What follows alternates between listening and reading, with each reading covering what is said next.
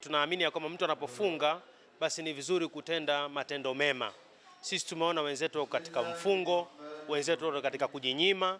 Kwa hiyo tukaona ya kwamba na sisi tuna nafasi nzuri ya kuweza angalau kupata nafasi ya kuweza kuungana nao katika kufunga kwao, lakini hasa basi kuwabariki, kushusha ile kiu, kushusha ile kitu ambacho wamekuwa nacho.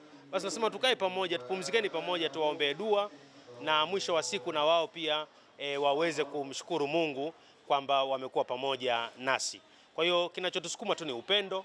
Hii kwa niaba ya Waislamu wa Kahama washukuruni sana kwa hii kiramu ya iftari na kuwapongezeni kwa moyo mzuri ambao mliokuwa nao, muendelee kuwa nao, na kama ambavyo na sisi tumetuambia kwenye Idi, basi tutaona na sisi tutafanyaje kiramu yetu katika Idi, ili mradi kwamba huu ushirikiano wetu uweze kuendelea.